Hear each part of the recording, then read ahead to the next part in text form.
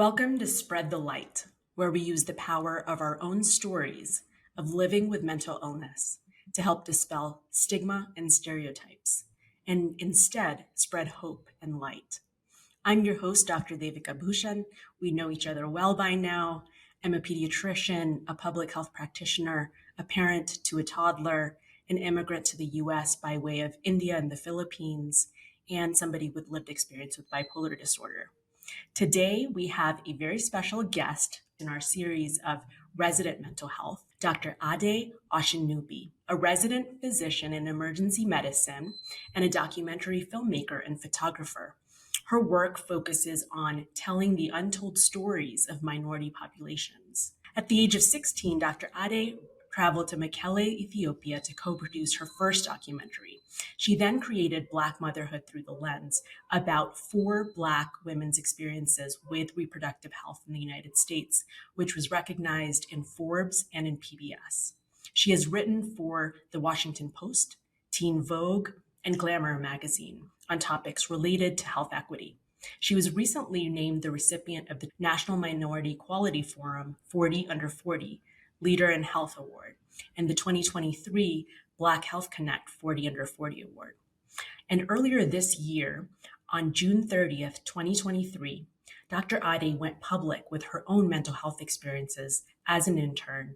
That was when I first learned of Dr. Ade's powerful work and vision for the world. And so I'm really, really pleased to be welcoming her to this show. Thank you for being here, Ade. Thank you so much for having me. I really appreciate it, and I'm excited to be here. Awesome. So tell us a little bit about your mental health journey and what led you to be so public about your experiences. Thank you for that question. For me, I think my mental health journey started in high school, but I was truly cognizant of my mental health journey when I turned 25. In high school, I attended in basically all white boarding school in New England. It was very much an elite New England boarding school. That was a very challenging experience for me, being one of the few Black women there. I felt very much isolated, alone, kind of alienated, and I wasn't really able to put the words to those experiences, right? Experiencing racism, misogynoir especially, which is race-based violence against Black women specifically. So, I knew about those experiences, was not really able to name them. Going up from there, I went to undergrad at Brown University, had a great experience there overall. There, I was able to really name the experiences that I was going through as a Black woman in the United States. But then when I turned 25, I think a lot of people can relate to this, quarter century, I had accomplished a lot that I was grateful for, but there were still things that I felt like I hadn't accomplished yet, especially in terms of my personal life, which was really challenging for me. And so when I was 25 and feeling, those feelings of anxiety, even depression, that's when I went out to seek a therapist who I've been working with for the past 2 years, which has been a really great experience. She's a Black woman, she's a Nigerian woman. And I was able to really talk about my experiences in boarding school, even my experience in private boarding school, because I was also in a predominantly white private school before going to boarding school, and start to work through those issues.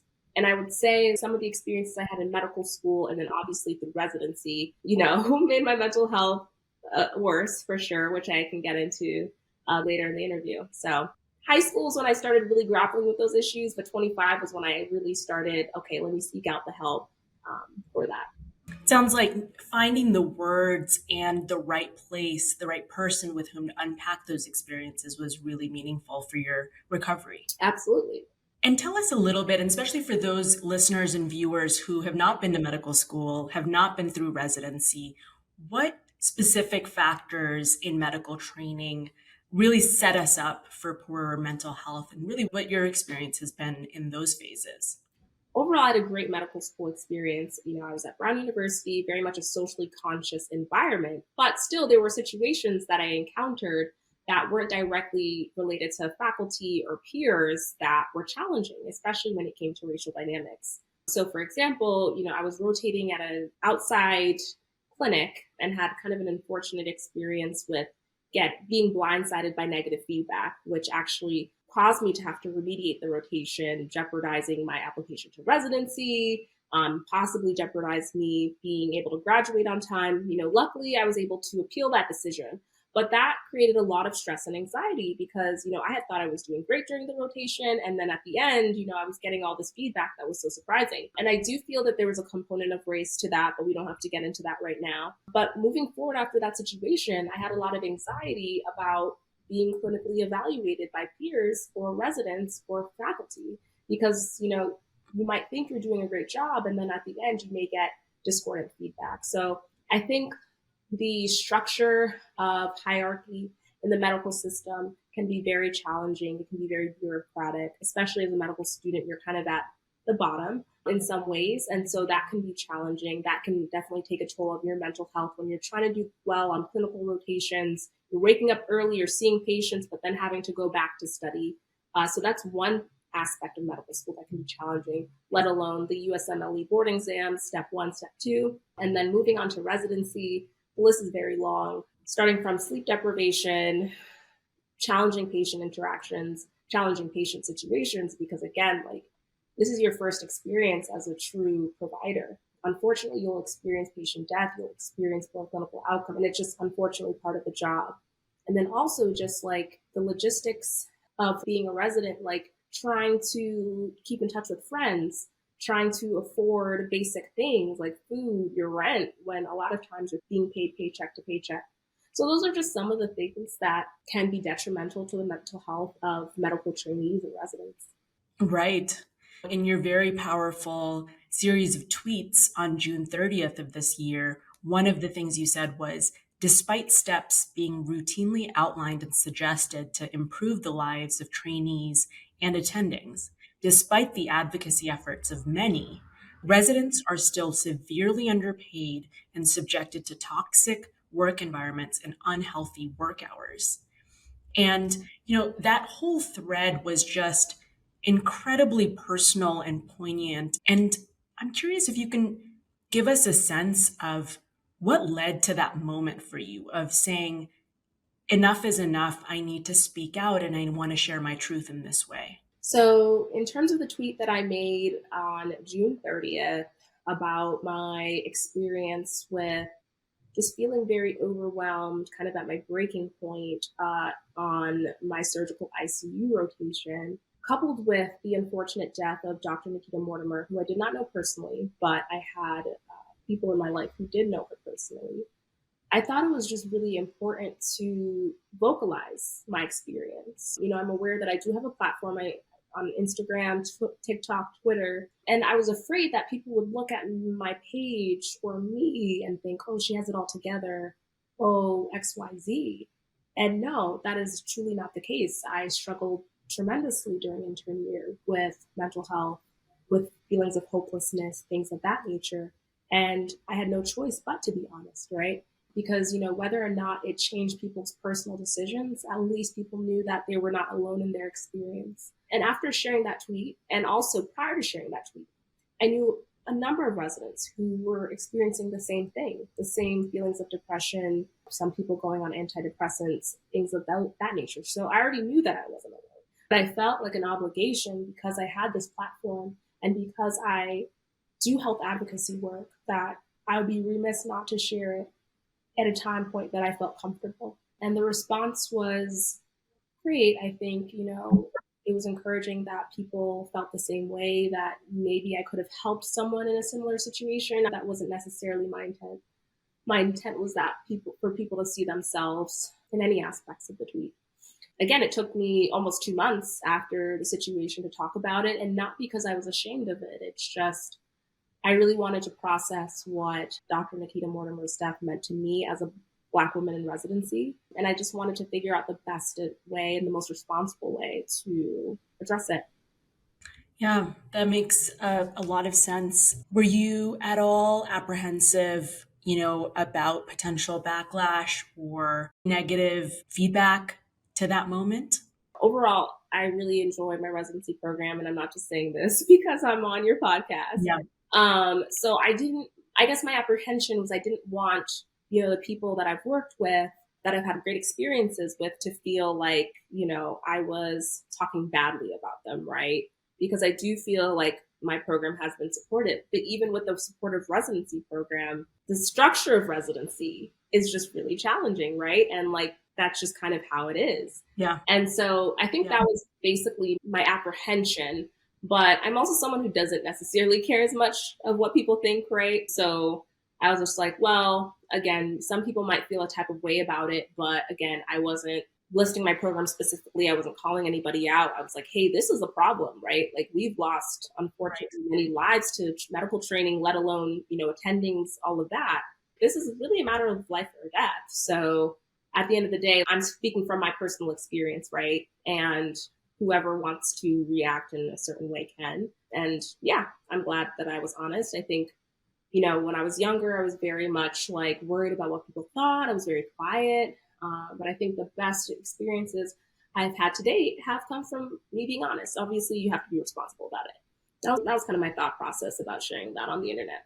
Yeah, amen. About being honest and speaking truth to power by really just discovering who you are and being that person authentically. That's awesome. And so it sounds like you're in a much better place. And you said it took you about 2 months or so to process what had happened and come to a place where you were able to give voice to it.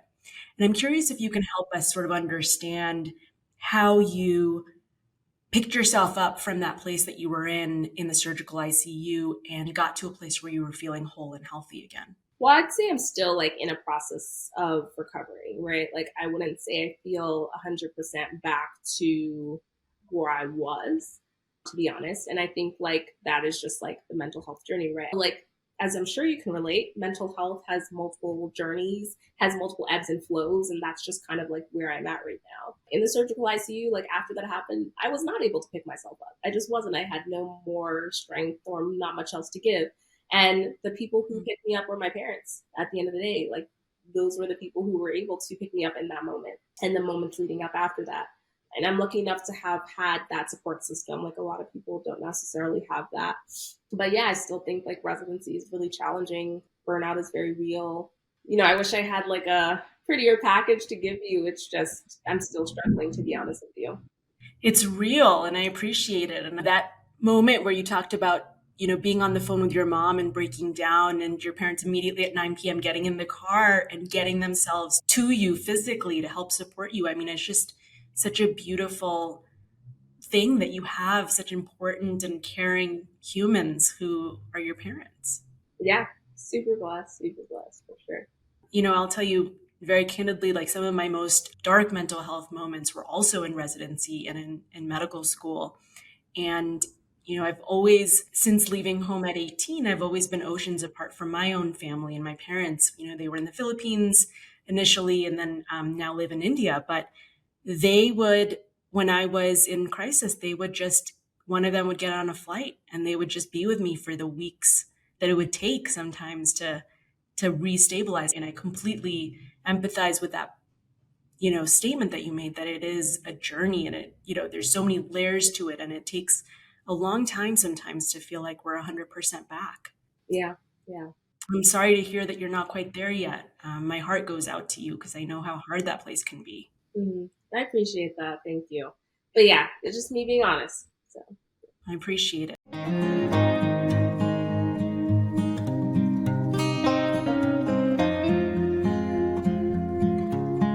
Some of these questions may apply to your life right now less than others, so feel free to let me know what resonates and what you'd like to move away from.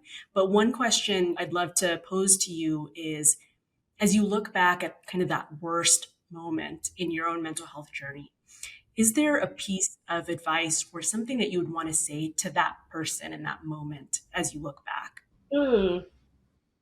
That's a good question.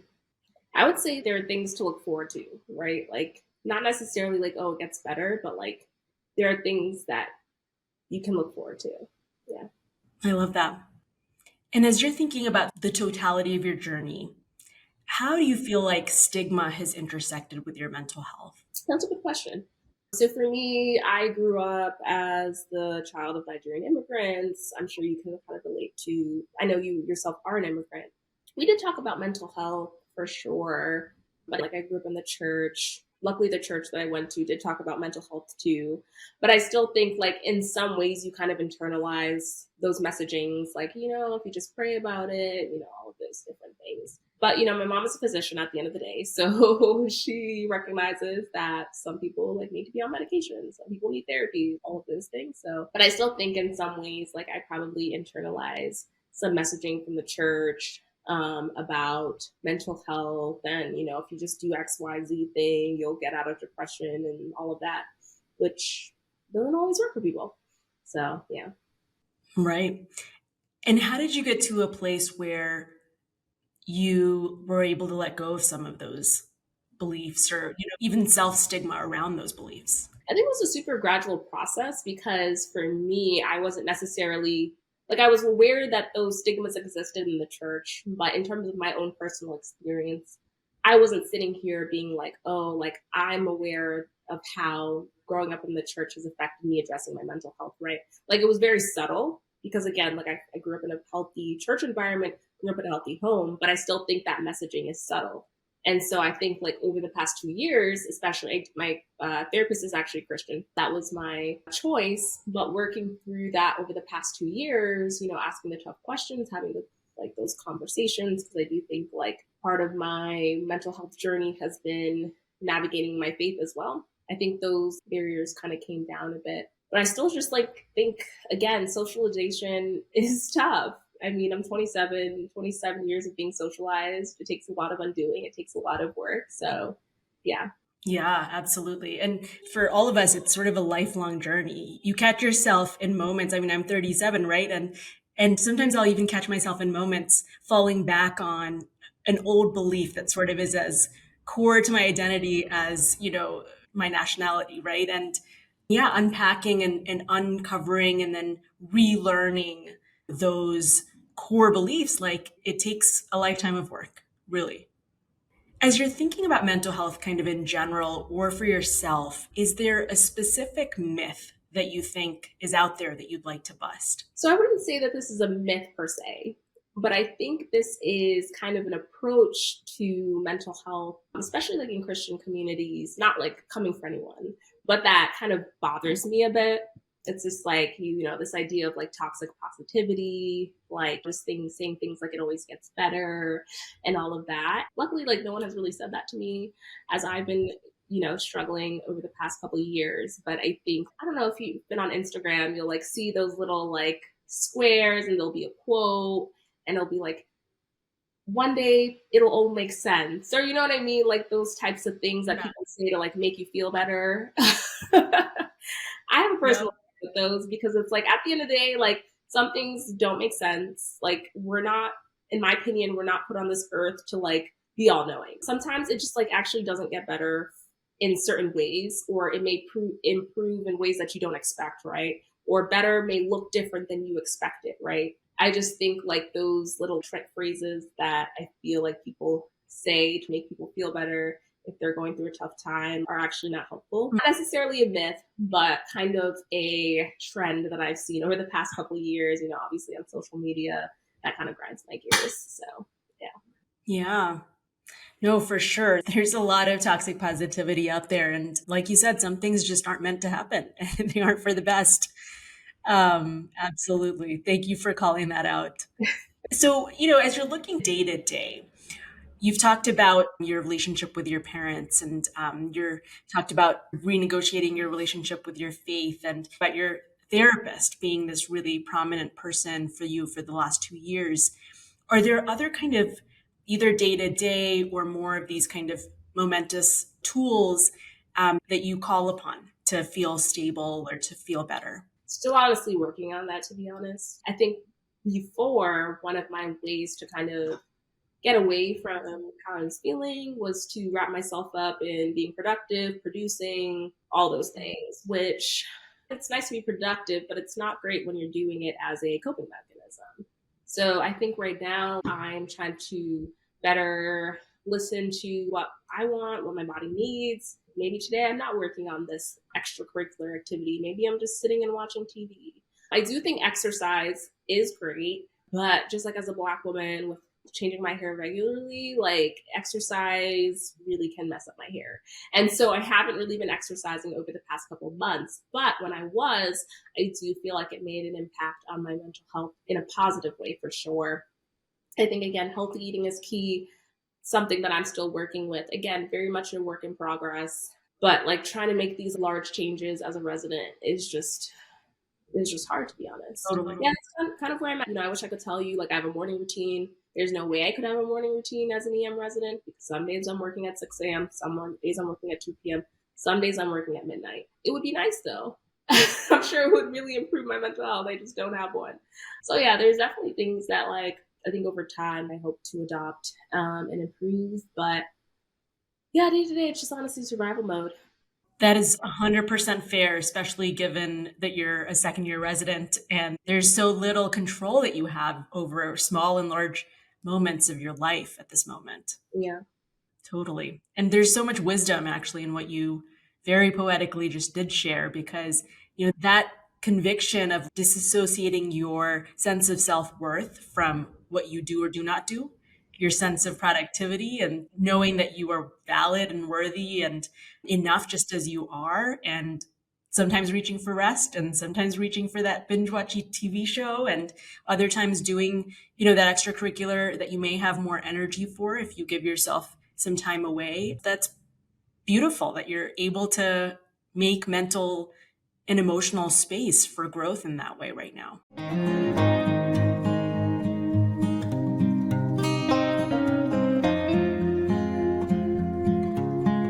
As we're thinking about physician mental health and resident mental health in particular, are there any other recommendations or insights that you have in that space that you might want to leave our viewers with? Recognizing how one's identity in terms of racial identity, sexual orientation, gender identity impacts how you experience residency at the end of the day. Like, as a Black woman, my experience is going to be different than a white woman. It's going to be different than a Black man because of misogyny or because of my intersecting identities as a woman and as a Black person. So, I'm not sitting here saying my experience is worse or better. It's just a very specific experience. And so I think it's been helpful. One of my associate program directors, she's also a woman of color. We talk about these things all the time. She does not necessarily share the same identities as me, but she's able to be a listening ear and, be like, yeah, this is happening. You are not making this up. It has been really helpful. And so I think, again, it's important to have like general policies to improve residents' mental health and wellness. Again, better pay, better hours, better resources. I mean, the list goes on. But also understanding that residency can be a very specific experience for different people, especially let's say you're partnered versus not, or you have kids versus not, right? Yeah, thank you so much. Really important set of points, and especially about how the experience that you have in life as well as in residency is deeply determined by who you are and your intersecting identities and the way in which people react to those identities, right? And the ways in which bias and discrimination show up for you in different ways. Mm-hmm, mm-hmm. As you're looking back at your 27 years, what are you most proud of in your life so far? I am most proud of my health advocacy work and using documentary film or writing as a way to raise awareness and work to address health disparities, especially impacting women of color through my 2 documentaries that I've created, through the articles I've written about like early puberty / race-based guidelines. As I told you earlier, growing up I was very timid, very shy. Part of me would be all of me would be very proud of the work that I have done in that area and being just a bit more unapologetic than I was before. So, yeah. And that's awesome. Looking back at the film that you made, Black Motherhood Through the Lens, I'm curious to know whether there's a key moment or a key story that stands out that you might want to share with our viewers to help pique their interest and help them get their hands on a copy of the film. So one of the women, Jamie Potter Rutledge, she is a mom of 2. She's a Black woman. She experienced postpartum depression and anxiety after the birth of her first child. So she actually went on medication. She did a partial day program as well. And she talks about the stigma she felt going through this experience. She actually hid her medication from family. And then it was only until she was a bit more open about the experience she had where she learned about maybe other people in her circle who had the same experience. Depression statistically impacts 1 in 7 women identifying folk, but I'm pretty sure that number is actually larger. She also talks about the steps she took in her second birth during COVID in 2020, the steps she took to try to prevent postpartum depression from happening again. And she talks about how like the isolation of COVID can worsen postpartum mood disorders because you're not necessarily having family stop by. But for her, luckily, her postpartum experience was a lot better because she was cognizant. She did things like having a doula. People like knew the warning signs, as before she was more so caught off guard. It sounds like a really powerful story and a really powerful documentary. Really can't wait to see the film, everything that comes out of it. Yeah, thank you. Hoping for a premiere in April and finally getting it out to the public.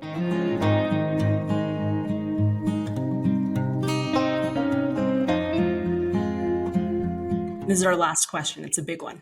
What are your hopes for our collective future? I just want our collective future to continue to be kinder, to continue to be accepting, to continue to be understanding, and to continue to be empathetic. I think our collective whole has those qualities already. I do think like on the day to day, I've met so many great empathetic people. And so with just like the hot mess that the world currently is, just continuing to think about those principles, especially empathy, I think is really important. And I think everything else really falls into place once you just have those characteristics. Absolutely. Well, thank you so much, Dr. Ade, for speaking to us today about your mental health journey, where you are today, and for being just such a light in the way that you construct your storytelling as well as the health equity work that you're deeply invested in. We really appreciate your valuable perspectives and story and presence here today.